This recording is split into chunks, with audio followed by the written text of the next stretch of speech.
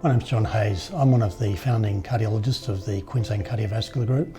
I'm specifically a cardiac electrophysiologist. My area of expertise and interest is in cardiac rhythm management, devices and ablations to try and cure arrhythmias. Atrial fibrillation does have a number of issues associated with it beyond the symptoms. Because there's rapid chaotic activity of the atria doesn't contract and pump the blood properly. Blood can stagnate, that stagnant blood can clot, and those clots can then break off and travel to any part of the body, potentially kidney, arm, leg, or the brain. So one of our greatest concerns for patients suffering atrial fibrillation is their risk of clots and strokes. The other problem with atrial fibrillation is that if it was left uncontrollably fast for prolonged periods of time, potentially months at a time, that can lead to weakening of the heart and heart failure. So when we think about patients' management with atrial fibrillation, we address a number of issues. Clearly, one of the paramount important issues for us is the risk of clots and strokes.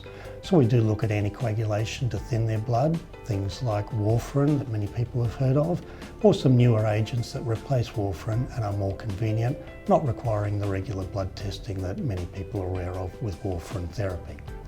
So once we've established that they're safe and reduced risk of their clots and strokes, we can then look at addressing the rhythm itself. Atrial fibrillation has a number of management options. One of those would be simply controlling the rate so it's not too fast, doesn't weaken the heart, and doesn't lead to heart failure. In some people who are not particularly troubled, that is, they're minimally aware of their atrial fibrillation, simply controlling their rate, reducing the risk of strokes may be all that is needed in their management, and they can get on with a totally normal quality of life. When patients present with atrial fibrillation, it's important to assess whether there's any underlying heart disease. Atrial fibrillation does become more and more common simply with aging, but it is more likely if we have any heart disease. That might be viruses affecting hearts, rheumatic fever, valve problems, blocked arteries, heart surgery. Sometimes it's related to non-cardiac issues, obesity, sleep apnea, too much alcohol, thyroid disease. So when we meet people with atrial fibrillation for the first time, it's important to screen them for any underlying cardiac or non-cardiac disease.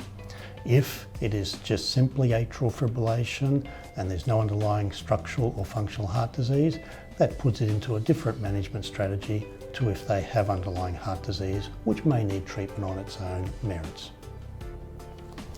Some of the best candidates for an atrial fibrillation ablation procedure would be the younger patients whose atrial fibrillation still comes and goes of its own accord, what we would call paroxysmal atrial fibrillation, and in particular those whose hearts are otherwise structurally and functionally normal.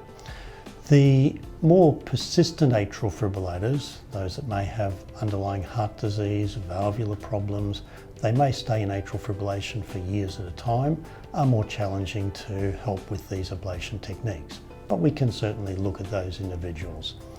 I think the most ideal patients would be the younger people who continue to have atrial fibrillation, particularly despite a trial of antiarrhythmic therapy.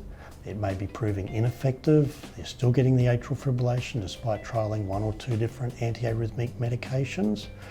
They may have side effects from those medications and not tolerating it well.